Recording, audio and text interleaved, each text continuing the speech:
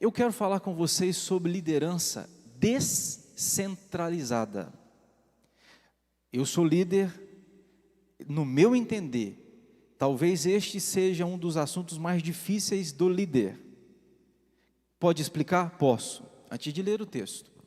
Quando eu digo liderança descentralizada, é uma liderança que trabalha de forma tão excelente, que na sua ausência as coisas acontecem. Conseguem compreender?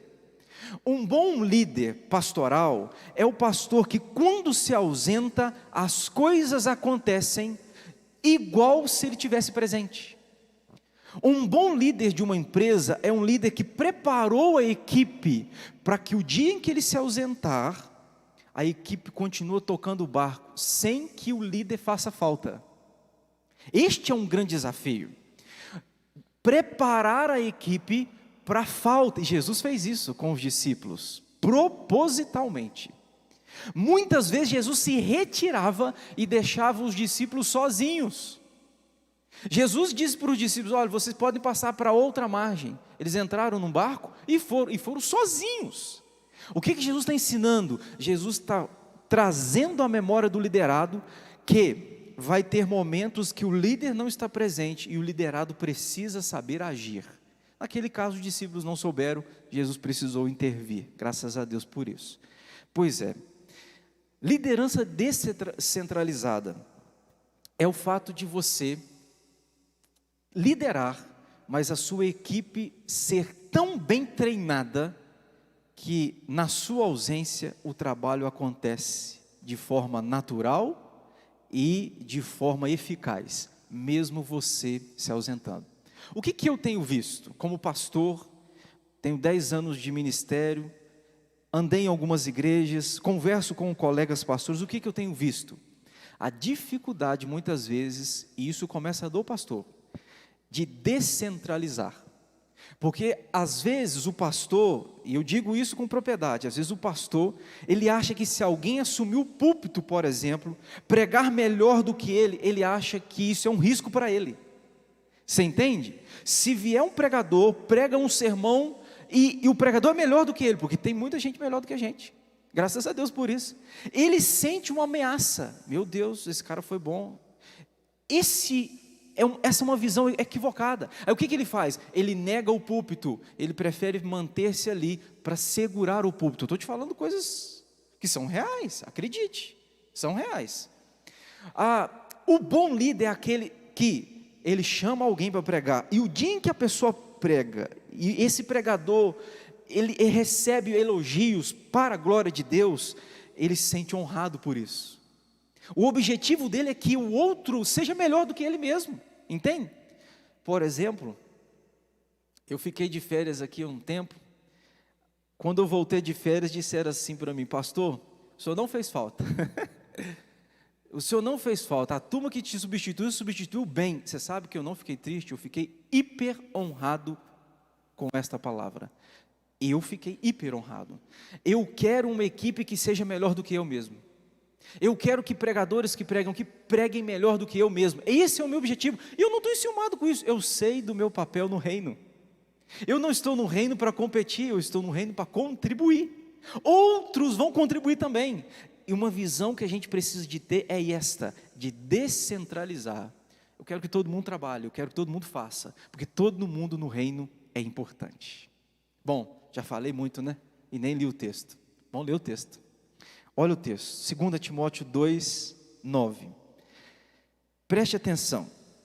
8, verso 8. Lembra-te, é Paulo falando para Timóteo, lembra-te de Jesus Cristo, ressuscitado de entre os mortos, descendente de Davi, segundo o meu evangelho, pelo qual estou sofrendo até algemas.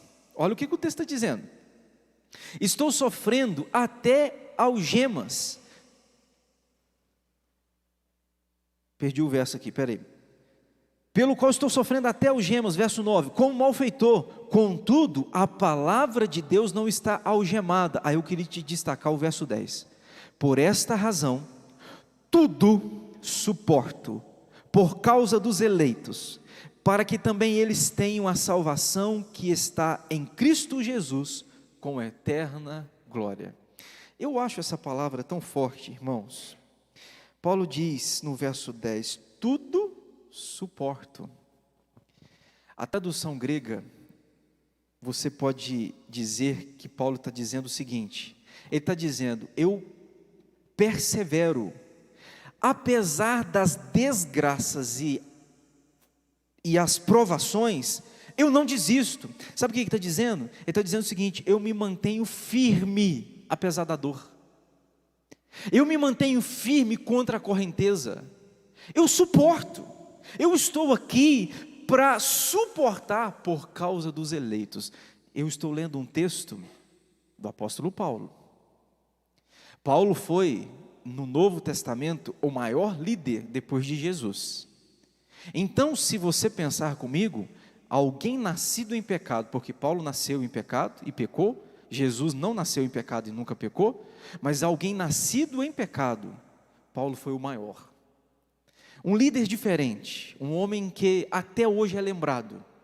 Você olha para os ímpios sabem, mesmo que seja pouco, a respeito da vida do apóstolo Paulo. Este homem foi um líder diferente. Agora, quando a gente fala de liderança, irmãos, a gente tem que dizer que existem 3 grupos de pessoas na Terra. E quem disse isso foi um autor chamado de Nicholas Butley. Ele disse que existem 3 tipos de pessoas no mundo. Primeiro, as pessoas que não sabem o que estão acontecendo. Elas não sabem. Aí ele vai dizer que existe o segundo grupo. As pessoas que observam o que está acontecendo. Tem aquele grupo que não sabe, tem um grupo que observa, e ele vai dizer que tem um terceiro grupo, as que fazem com que as coisas aconteçam. Esses são os líderes. Os líderes são aqueles que fazem a coisa acontecer.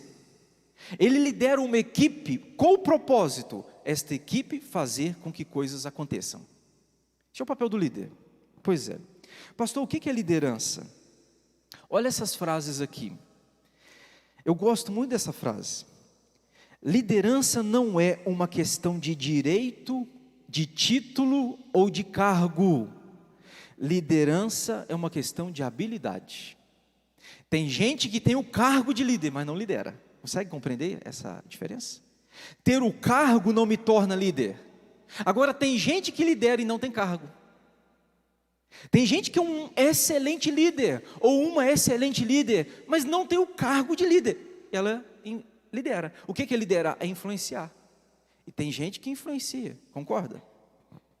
Olha essa outra frase. Liderança é a capacidade de transformar visão em realidade. Você vê algo aqui na mente, você almeja, olha, podia acontecer tal coisa, eu vi, pensei. Agora eu vou criar estratégias na minha equipe para fazer com que aquilo que eu vi aqui se torne real.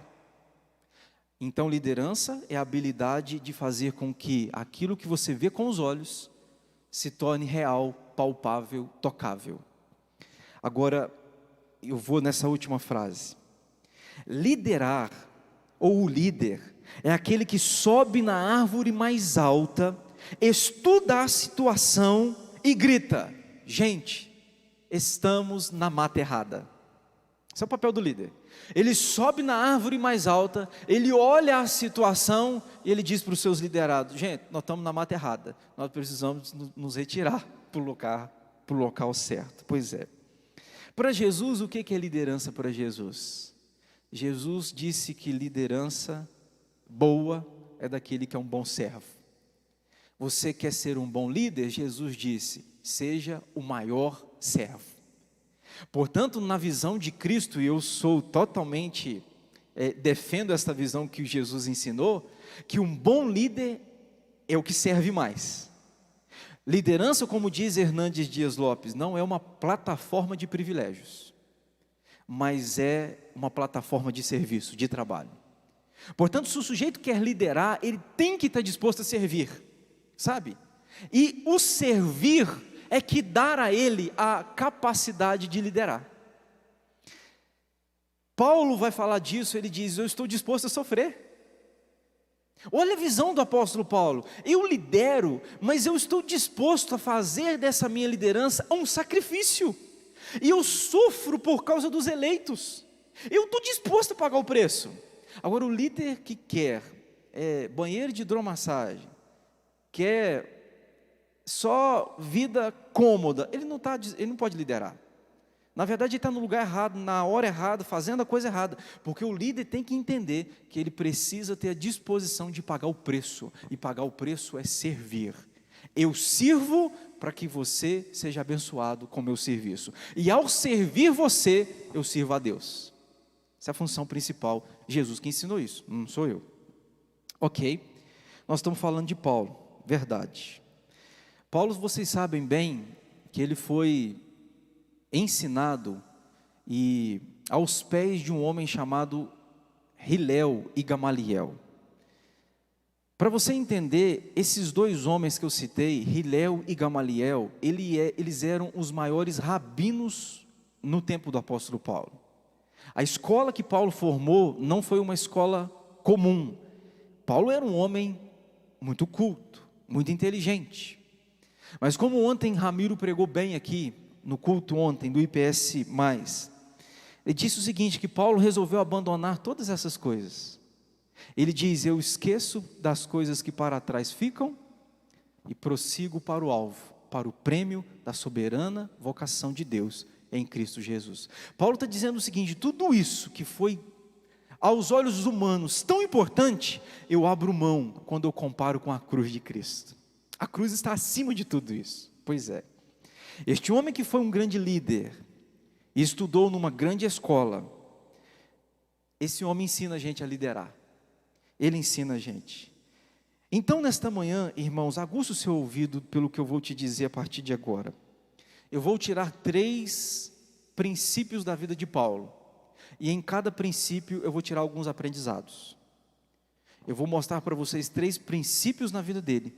Em cada princípio a gente tira aprendizados que são válidos para a igreja e são válidos para a sua vida como um todo. Aguça o seu ouvido, porque aqui tem coisa importante para você aprender e ouvir. Primeiro, escute. Paulo foi um líder cuja liderança produzia frutos onde Deus o plantasse. Se Paulo está em Tarso, se ele está em Jerusalém, onde quer que Paulo passava, ele passou pela igreja de Éfeso, ele encontrou Timóteo, ele encontrou homens e mulheres na sua caminhada, onde ele passou, frutos surgiram.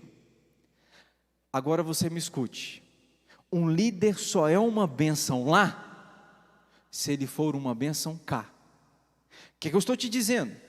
Eu estou dizendo o seguinte, que para eu ser uma bênção em qualquer lugar que eu passo, eu preciso ser uma bênção onde eu fico, casa, igreja.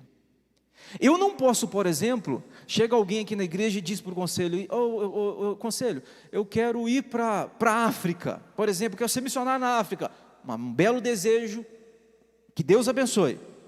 Porém, a gente tem que pensar nessa pessoa, ele é uma bênção aqui? Ele é uma bênção na sua casa? Ele é uma bênção na família, ele é uma bênção na igreja. Pode enviar ele para a África, pode enviar ele para a Rússia, pode enviar ele para a Ucrânia, ele vai ser uma bênção lá. Agora, se ele não é uma bênção na casa dele, se ele não é uma bênção na igreja dele, ele pode ir para qualquer lugar do mundo, que ele também não vai ser uma bênção. Isso é um princípio bíblico. Se eu sou uma bênção no meu lar, e na igreja que eu sirvo, eu vou ser uma bênção em qualquer lugar. Razão inversa também é verdade, né? O sujeito que dá trabalho numa igreja e vai para outra, o que ele faz na outra? É só uma questão de tempo, ele dá trabalho lá também. Estou falando bobagem? Isso é a realidade. Quem não consegue viver bem num ambiente, ele vai para o outro, porque ele acha que o problema é o ambiente. Não, vou sair disso aqui, isso aqui ninguém presta. Aí ele vai para outra. Ou outro lugar, chega lá, é só uma questão de tempo, ele vai estar falando a mesma coisa, ninguém presta nesse lugar, aí ele vai para outro lugar, e ele não percebe que o problema é ele. Mas isso é uma conversa para outro assunto, outro momento. Então vamos para os aprendizados. Primeiro, líder que não pensa em crescimento saudável está doente. Líder que não sonha, vamos falar da IPSM, um líder que não sonha com que esta igreja cresça, avance, ele está doente. Toda coisa saudável cresce, é natural. Eu tenho meu filho, o Ravi está com 8 meses, é natural, se ele estiver saudável, ele vai crescendo. Se ele parar de crescer, é porque tem algum problema, ele tem. Uma planta, essa aqui é de mentira, né? É de mentira, então não vale para ela. Mas uma planta de verdade, se você regar direitinho, a boa terra, naturalmente ela vai crescer. Naturalmente ela vai crescer. Agora, se você não cuidar, ela vai ficar doente. E doente, ela não vai crescer. E se você não tiver cuidado, ela vai morrer. Então, é natural o crescimento. Líder, você que é aqui da nossa igreja, você que lidera qualquer outra coisa, você que está me ouvindo aqui nesta manhã, escute-me, você precisa pensar em crescimento. Você precisa pensar. E existe entre o ambiente eclesiástico uma frase: a gente não precisa pensar em crescimento, a gente tem que pensar em qualidade. E eu não sei onde que tiraram da Bíblia que qualidade está divorciada de quantidade. Irmãos, todo lugar que tem qualidade vai crescer. Todo lugar que está saudável vai crescer. Então eu quero que cresça. E eu já conversei com líderes influentes, a nível de presbitério e sínodo. O líder disse: não, nossa igreja nós não queremos que cresça mais não. Meu Deus, eu faço quase que o sinal da cruz. Nossa igreja nós não queremos que cresça mais não. Uma igreja de 200, eu escutei isso aqui, são esses ouvidos aqui, ó, esse chapoca que você tá, que escutaram. Nós precisamos chegar a 200 membros, e tá bom a 200 membros, não pode passar disso não. Porque passou de 200 membros, a igreja fica meio que incontrolável. Aí eu falo: mas você está querendo controlar a igreja? Quem te chamou para controlar a igreja?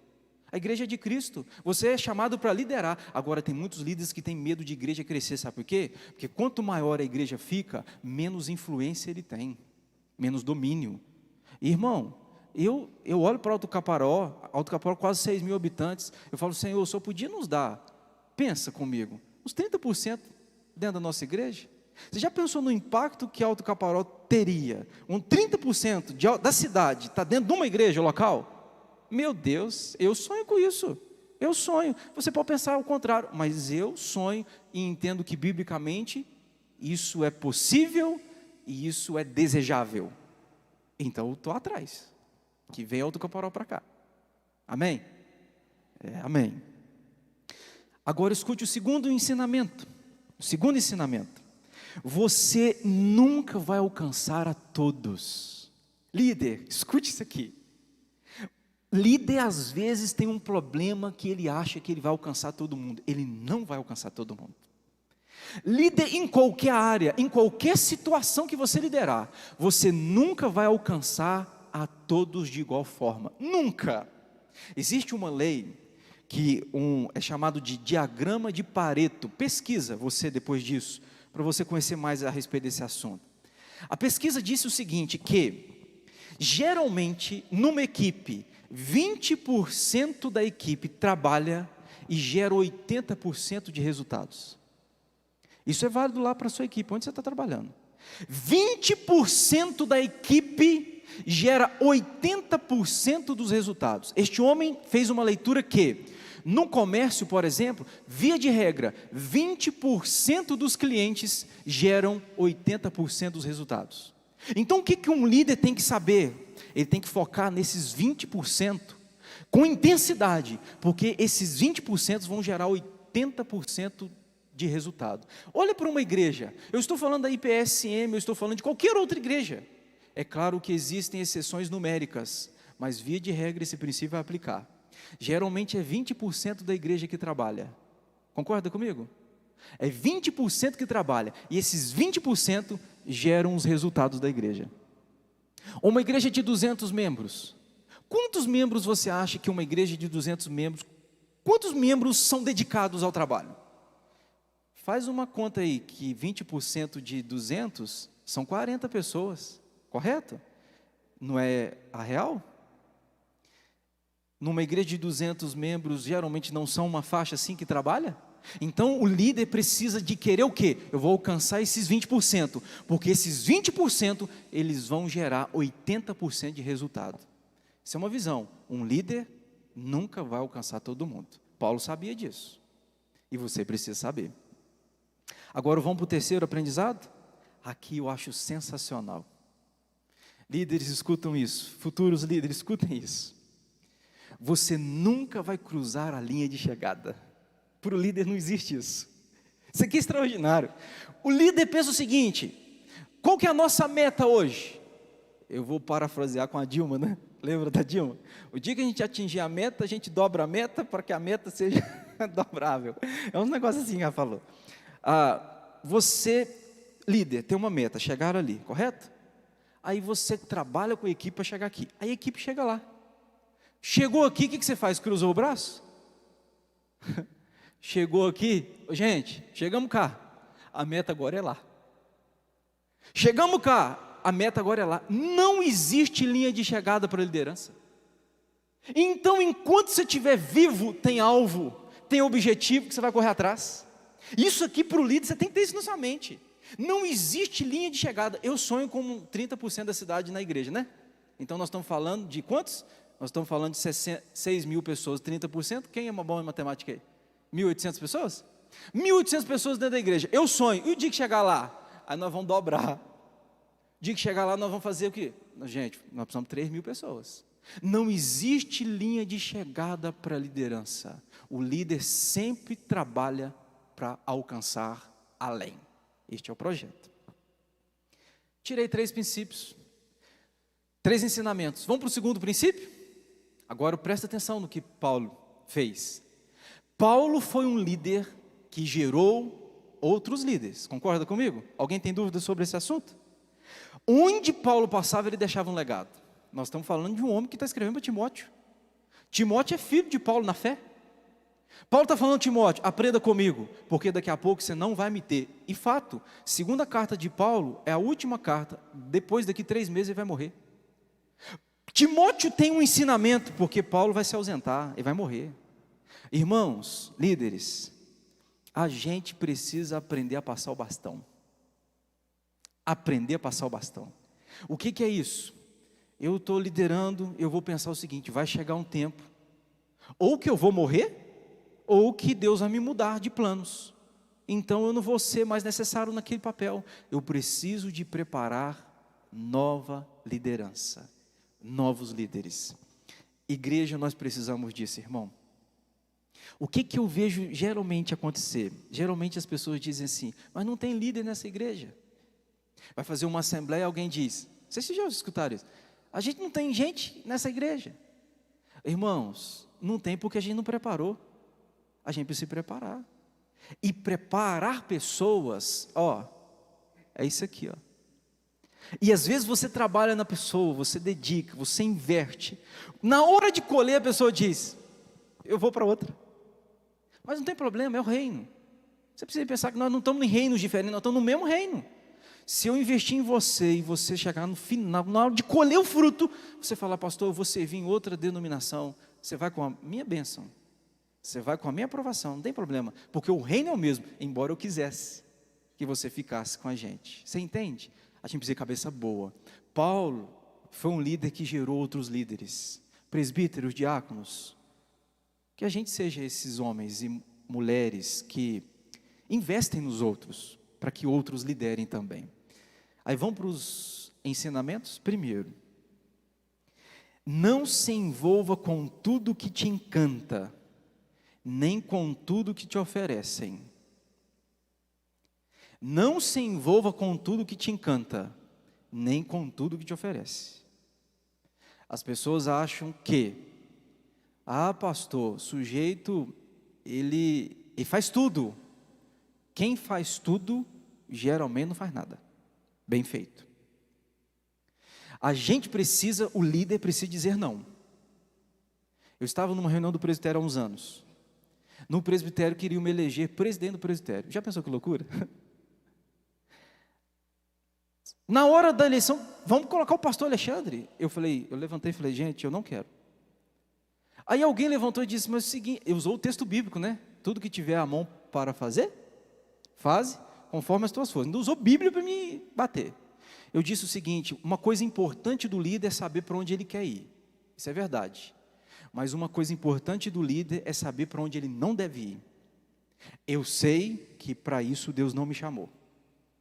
Você pode me ver e querer me colocar, mas eu sei que se eu entrar nisso eu estou perdendo meu tempo. Não é a minha função, não é o que Deus me chamou. Deus me chamou para outras coisas, e nestas coisas eu aceito. Você consegue compreender? O difícil não é dizer sim muitas vezes, o difícil é dizer não. Você, pai, você precisa saber em que você se envolve.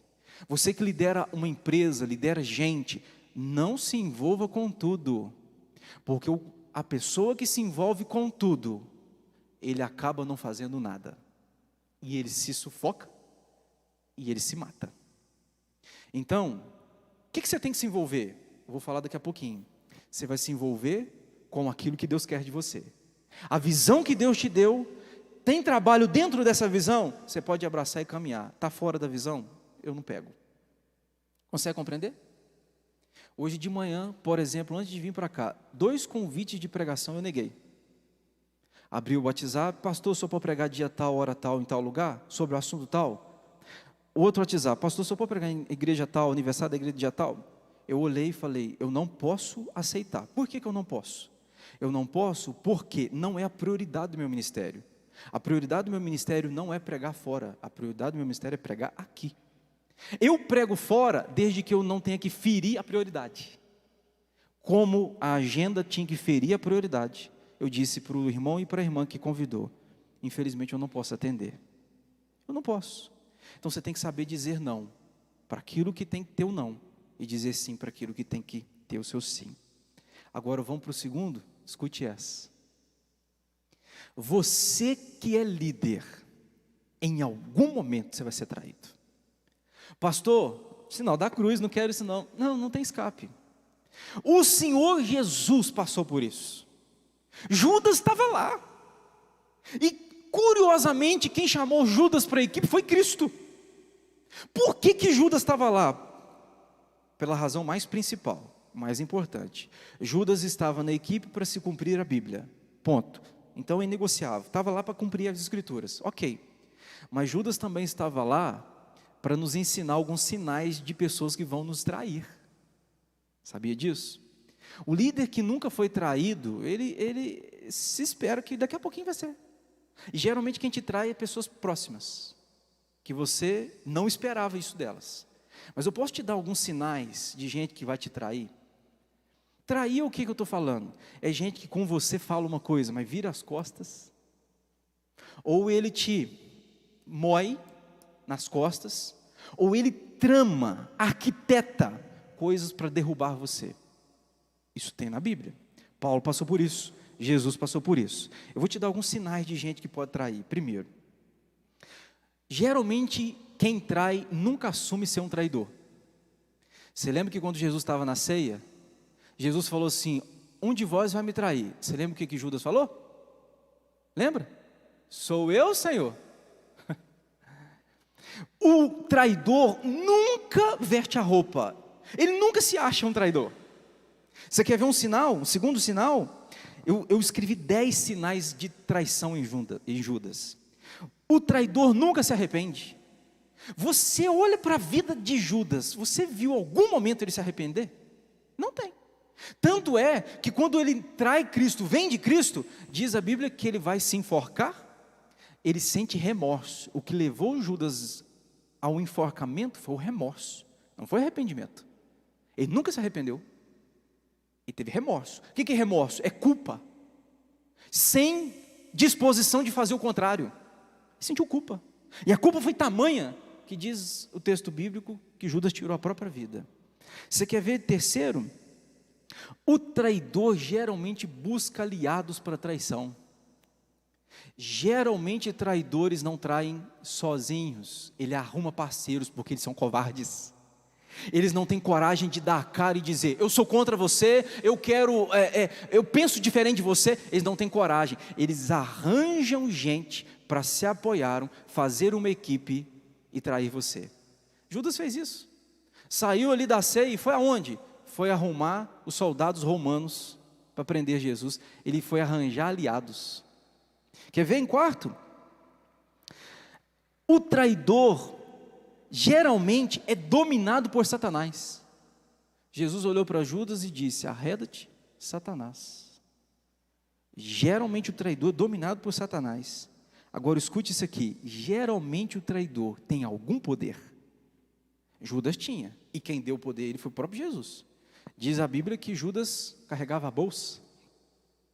Judas era uma espécie de tesouraria, tesoureiro da equipe ali, carregava a bolsa. Algum poder ele tinha, e dado por Cristo. Geralmente quem trai tem algum poder. Agora escute essa: geralmente quem tem potencial para trair você, eu estou falando na sua vida, não admite você ser honrado. Não admite você ser honrado. Você lembra quando Maria comprou aquele perfume? Derramou sobre Jesus? Quem ficou revoltado? Foi Judas. E sabe por que ele ficou revoltado? Porque ele não admite outro ser honrado que não seja ele. Toda vez que você for honrado, de repente um elogio, de repente um presente, de repente algum tipo de honra que você está recebendo, o traidor, ele fica irado com as honras que você recebe. São sinais, e Judas teve isso. Você que é líder, em algum momento será traído. Vamos para o terceiro? Eu termino com esse terceiro depois que a gente tirar alguns princípios. Paulo foi um líder com visão clara de quem era e do que Deus queria dele. Aqui eu tenho um problema comigo, irmãos. Quando eu estava no seminário, eu tinha tantas dúvidas vocacionais, tantas dúvidas. Eu estava no 4º ano do seminário, eu conversava com colegas, com professores, eu dizia: gente, mas eu tenho tanta dúvida, eu acho que eu não sou chamado. E quando eu olho para Paulo, se tinha uma coisa que Paulo não tinha, era dúvidas. Veja as cartas. Ele começa as cartas dizendo: Paulo, servo de Cristo, chamado para ser apóstolo. Na maioria das suas cartas ele dizia quem ele era e o que Deus queria dele. Quem eu sou? Servo de Cristo. O que Deus quer de mim? Chamado para ser apóstolo. Ele tinha convicção de quem ele era e do que Deus queria. O líder precisa ter visão clara de quem ele é e do que Deus quer. Por que o líder precisa ter visão clara? Para ele não se perder. A visão mantém o líder no propósito. O líder que não tem visão, ele não sabe o que Deus quer dele, para ele se perde. Daqui a pouco ele está fazendo aquilo que nós contamos agora há pouco, ele está fazendo tudo. Por que ele está abraçando tudo? Ele não sabe para que lado ir. Ele vai para todo o caminho, porque ele não sabe onde ele quer chegar. Agora o líder que tem uma visão, ele tem um projeto, ele sabe o que Deus quer dele, ele não se perde, ele vai naquele caminho para Deus abençoá-lo. Então, este é o princípio. Vamos para os aprendizados? Primeiro, escute essa: a visão que vem de Deus sempre vai requerer o sobrenatural. Ô irmãos, toda vez que Deus te pedir algo, eu estou falando na vida, toda vez que Deus te pedir algo, Deus sempre vai exigir fé para você obedecer. Deus nunca vai te pedir algo que a virtude, fé, esteja divorciada. Não. Tudo que Deus nos pede, fé é uma exigência para acontecer. Deus nos deu um projeto, por exemplo, nós estamos aqui, nós estamos fazendo uma reforma, né? E sabe por que nós estamos fazendo uma reforma, e bela reforma? Sabe por quê? É fé. Não é porque temos condições, é fé. E fé é o seguinte: eu dou um passo, e o próximo eu creio que Deus vai colocar o pavimento, o caminho para eu pisar. Quando Deus pavimentar o caminho, eu vou lá e piso. Então tudo que Deus dá para a gente fazer no reino exige fé. Se Deus te pediu algo que não precisa de fé, não é Deus que te pediu. Esse aqui é um ponto. Tudo que Deus nos pede envolve fé. Deus trabalha com fé. Não é à toa que Lutero disse, né? O justo viverá por fé. Lutero, baseado na Bíblia, defendeu essa tese, porque a vida do crente é isso. Tudo que Deus nos pede exige fé. Sempre vai requerer o sobrenatural. Por que, pastor? É simples. Porque no dia que acontecer, homens não vão receber glória, só Deus. O dia que nós terminar isso aqui tudo e muito mais, louvado seja Deus, nós vamos olhar para trás, sabe o que nós vamos falar? Foi Deus. Foi Deus que fez. Por que foi Deus? Porque nós não tínhamos condição. Foi Deus que fez. Sempre a obra de Deus, o que Deus nos pede, inclui a necessidade de fé. Para quê? Para que depois Ele seja o único que seja glorificado. Não há glórias para homem no projeto que vem de Deus. Segundo, agora escute essa: os críticos nunca irão sumir. Isso é um sonho do líder que não é real, nunca vai acontecer. Os críticos nunca irão sumir, mas eles poderão ser ultrapassados. Eu vou ilustrar para você. Você é líder, lidera algo, alguém. Você está aqui, e você está fazendo o quê? Fazendo o que o líder deve fazer, seguir o seu caminho. Deus deu uma visão para ele tem que chegar lá no piano, uma visão. Enquanto ele vai para lá, ele vai encontrar aqui, críticas. Qual o objetivo dos críticos? Fazer com que ele não chegue lá. É paralisar o líder. Agora escute o que está nesse princípio. Críticos nunca irão sumir, mas eles podem ser ultrapassados. Então, se você lidera algo, alguém, escute isso. Você tem que chegar no piano. No caminho haverão críticos. Continue o seu caminho. Não pare para dar ouvidos a críticos. A única possibilidade que eu te dou, e biblicamente nós temos o direito de parar, é para orar pelo crítico. Suponhamos que esse violão seja o meu crítico. Eu estou a caminho, o violão começa a me criticar. Eu só posso parar para orar por ele. Deus, dê uma visão diferente para ele, faça ele entender coisas diferentes. Terminei de orar, eu prossigo. Por que eu devo prosseguir? Porque aqui eu vou encontrar um outro crítico. Por isso que eu estou dizendo que crítico não some da liderança. Todo líder vai enfrentar crítica. O que você tem que fazer? Continue caminhando para que você ultrapasse os críticos. Continue caminhando. Porque em cada estação que você tiver, críticos você terá. Talvez eles vão mudar. Lá era o violão, agora vai ser essa turma aqui. Quando eu chegar lá, vai ser essa turma de cá. Então continue prosseguindo, porque nunca você vai deixar de os ter, mas eles podem ser ultrapassados. Sabe por que muitos líderes se frustram? Porque Deus deu uma visão para ele. Você tem que chegar lá no piano. Senhor, joia. Quando ele dá o primeiro passo, o sujeito do violão, o violão começa a criticar. Aí o que ele faz? Ele começa a perder tempo demais com o violão. Ah, mas para com isso, irmão. Ah, para com isso. E, sabe o que o projeto do crítico era? Não deixar que você chegasse lá. Sabe o que ele conseguiu? Fazer isso. Você parou para dar ouvidos a quem não te deu a missão. Então, críticos sempre vão surgir, mas eles podem ser ultrapassados. E se você é criticado, eu quero te dar as boas-vindas, porque você tem uma missão. O Senhor Jesus, quando Ele dizia, eu e o Pai somos um, sabe o que queriam fazer com Ele? Queriam apedrejar. Todo mundo que sabe quem é e o que Deus quer dele, causa revolta.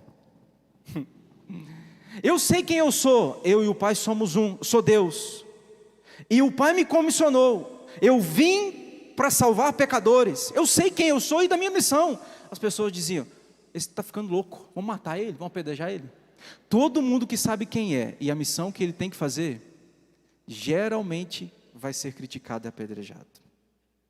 Como Silas Malafaia diz, a árvore que é apedrejada é a árvore que tem fruto. Ninguém atira pedra em árvore sem fruto. Estão atirando pedra em ti? Continue. A minha palavra para você, continue, porque há frutos em você. E as pedras não matam você, elas só fazem colher o fruto. Vamos para o terceiro? Eu termino com esse último ensinamento. Abrace o processo de cura constante da sua alma. Eu estou falando para líderes, eu estou falando para futuros líderes. Líder, graças a Deus nós temos aqui na nossa igreja uma boa liderança. E o meu objetivo aqui é de melhorar. Abrace o processo de cura constante. Paulo estava lá em Atos no capítulo 15, 16, ele brigou com um homem, chamado João Marcos, brigou, a ponto deles divorciarem, um ir para o canto, o outro ir para o outro. Mas Paulo vai escrever agora a última carta dele, ele fala assim: traze João Marcos comigo, eu preciso dele. Sabe o que eu estou aprendendo com Paulo? É que o líder precisa de ter curas constantes da alma. Ô irmãos, é verdade que a gente vai ser frustrado, que a gente vai ter crítica, é verdade.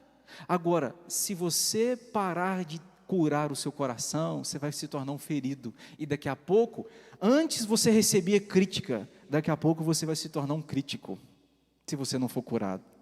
Então todos nós precisamos de cura, todos nós, curas do coração, curas daquilo que você ouviu. Às vezes você ouviu um negócio que dói você, rapaz, Deus, trata do meu coração, me cura, porque eu preciso chegar lá, e o Senhor sabe que eu preciso chegar lá. Há pouco tempo, o nosso conselho, numa reunião, eu falei: gente, eu tenho que perguntar para Deus, não é o que Deus está fazendo com as outras igrejas, e eu vou copiar. O que está acontecendo na primeira, na segunda, o que está acontecendo lá no São Paulo, Belo Horizonte, eu vou pegar e fazer porque está acontecendo lá? Não, eu falei com o conselho, a gente precisa pedir a Deus, o que Deus quer para a IPSM, o que Deus quer para nós. Deus só quer isso para nós? Beleza, nós vamos caminhar para lá. Aí vão ver críticos, vão se levantar, não tem problema, a gente sabe para onde está indo e aonde a gente quer chegar. O que Deus quer para a nossa igreja? Este é um ponto, e esta é a pergunta que todo líder quer fazer, tem que fazer, e receber do Senhor a resposta. O que eu entendo, o que Deus quer para a IPSM? Eu penso que Deus quer algo novo para nós, um tempo de comunhão uns com os outros e com Deus, incomparável, e Deus está fazendo isso. Quem está participando, por exemplo, dos cultos aos sábados, está sendo exponencial, extraordinário, os nossos cultos. Ontem Ramiro pregou, foi até rápido, achei que o Ramiro podia ficar umas 3 horas, pregou acho que uns 20, 30 minutos, meu Deus, Deus quer nos unir, para que na nossa união, o reino dele avance. Esta é a vontade de Deus para a IPSM, esta é a vontade de Deus para você. Nós precisamos dele e queremos ele. Portanto, críticos nunca vão desaparecer, mas eles podem ser ultrapassados. Louvado seja Deus por isso. Vamos ficar em pé?